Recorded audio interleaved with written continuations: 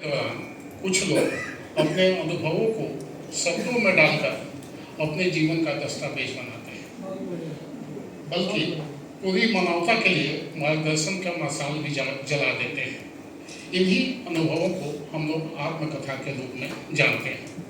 और जब यह आत्मकथा किसी महान व्यक्ति के संघर्ष, सपनों और उपलब्धियों से जुड़ी होती है तो वह हम सबके लिए प्रेरणा का स्रोत बन जाती है।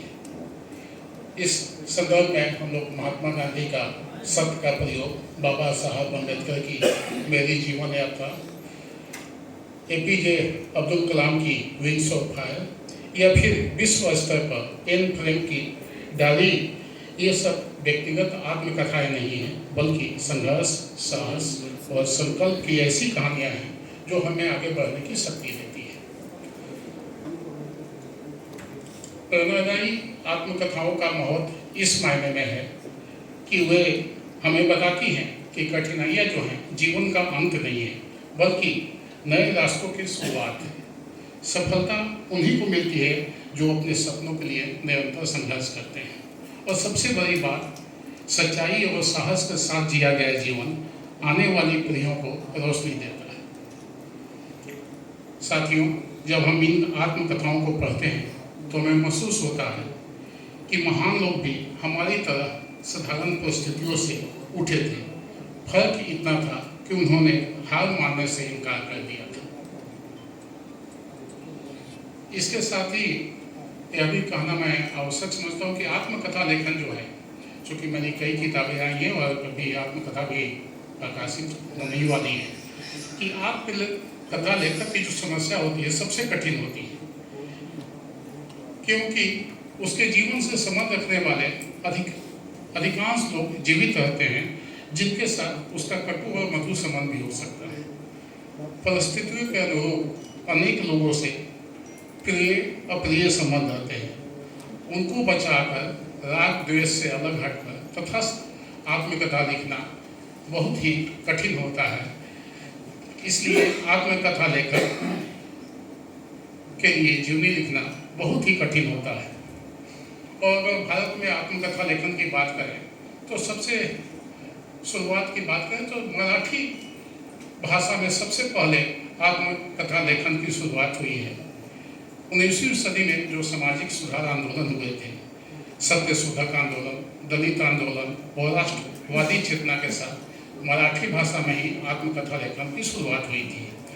उदाहरण हम लोग देख सकते हैं कि महात्मा ज्योतिराव फुले, बाबा साहब अम्बेडकर, श्रवण कुमार भीमवाले, और ये जो भी मराठी में आत्मकथाएं हैं उसमें सामाजिक संघर्ष, जाति व्यवस्था और आत्मसम्मान की खोज सबसे ज़्यादा है। दलित आत्मकथाओं में सामाजिक असमानता, अन्याय, संघर्ष और विद्रोह की कथाएं हैं, जबकि हिंदी में आत्मकथा लेखन की शुरुआत बाद में हुई है और ज़्यादातर साहित्यकारों और नेताओं के लिए है। इसमें अगर हम लोग याद करें तो हरिवंश राय बच्चन जी की जो आत्मकथा है, क्या भूलूं क्या याद करूं, राहुल संकेतायन की मेरी जीवन यात्रा, बनारसी दास जैन की अर्ध कथानक महात्मा गांधी जी की सत्य का प्रयोग, यशपाल का सिंहावलोकन और राजेंद्र प्रसाद जी की आत्मकथा। इन हिंदी की जो आत्मकथा हैं उसमें व्यक्तिगत अनुभव, साहित्यिक जीवन और भावनात्मक संवेदनाएं अधिक दिखाई देती हैं। हाल के वर्षों में प्रशासनिक पदाधिकारियों की भी कई आत्मकथाएं आई हैं। उसमें एक आत्मकथा बिहार में करीब 5 सालों तक चीफ सेक्रेटरी रहे अंजनी कुमार सिंह, उनकी एक अभी हाल ही में आत्मकथा आई है, काफ़ी है एक जिंदगी। पुस्तक का नाम है काफ़ी है एक जिंदगी। सब लोग आने वाले समय में ढेर सारी जिंदगी की कल्पना करते हैं, उनका कहना है कि नहीं, काफ़ी है एक जिंदगी जो जिंदगी मिली। तो उनकी पुस्तक में एक संस्मरण है 1987 के दशक की, जब वो दुमका में DC थे। तो दुमका में DC थे उस समय, आप समझ सकते हैं कि दुमका 1987 में 3 सालों तक DC रहे, और उस समय वहाँ संथालों की सबसे बड़ी संख्या आज भी है और सभी निरक्षर थे। इन्होंने सोचा कि आदिवासियों को जो संथाल हैं उनके लिए शिक्षा का प्रावधान किया जाए। इन्होंने भारत सरकार से पहल करके एक योजना शुरू की, अखिल बाती, जो आज भी पूरी दुनिया में चर्चित है। अखिल बाती मतलब कि ज्ञान की रोशनी। उसमें भारत सरकार ने 4 करोड़ रुपया उस अवधि में 1987 में दिया था। तो वो योजना जो थी, अखिल बाती योजना, बहुत ही सफल रही थी। पूरा देश दुनिया का ध्यान गया था संथाल की ओर, दुमका की ओर, और देश विदेश से लोग आते थे कि कैसे आदिवासियों को ट्रेनिंग दी गई, शिक्षा की कावलक उनके बीच जगाया गया। उसी क्रम की एक घटना है। उन्होंने लिखा है कि एक बार मुझे याद है कि दुमका के ही अभियान में दिल्ली से वरिष्ठ पदाधिकारियों और पत्रकारों का दल आया था। कृपया ध्यान से सुना कि ये घटना बहुत ही स्पर्शी है। उन्होंने कहा कि जब योजना की बहुत सफलता मिली, देश विदेश में इसकी चर्चा हुई, तो एक बार हुआ कि भारत सरकार के वरीय पदाधिकारी और पत्रकार देश भर के दुमका पहुंचे, और वे लोग सभी दुमका के सबसे सुदूरवर्ती गांव है उसमें गए। एक गांव में उन्होंने वहां के आदिवासियों से कहा कि आप लोग अपना नाम लिख के दिखाइए। वे जानना चाहते थे कि अभियान के कारण जो लोग साक्षर हुए हैं या नहीं हुए हैं, लिख सकते हैं या नहीं लिख सकते हैं। लेकिन कई अनुरोध के बावजूद भी कोई आदिवासी अपना नाम लिखने को तैयार नहीं हुआ।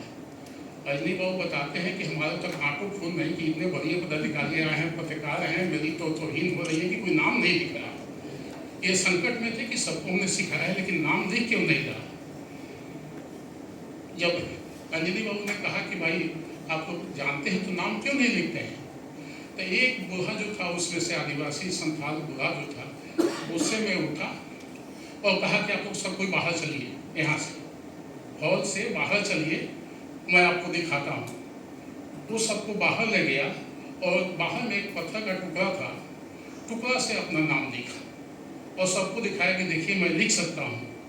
लेकिन उसने लिखने के बाद अपना नाम तुरंत मिटा भी दिया उस आदिवासी ने। और कहा कि जब भी किसी बाहरी व्यक्ति ने किसी कागज पर दस्तखत कराया है या अंगूठा लगाया है तो हमारी जमीन या जायदाद दिल्ली के पत्रकार और जो वरीय पदाधिकारी थे उनका चेहरा दिखने लायक था। तो ये घटना आत्मकथाओं के माध्यम से जो वरीय पदाधिकारी प्रशासनिक पदाधिकारी हैं उनके संस्मरण से, आत्मकथाओं से कई चीज़ें हमें प्रेरक प्रसंग मिलते हैं, सीखने को मिलते हैं। बात सुना है अच्छा तो एक हमारा जो बचपन है पटना में बीता,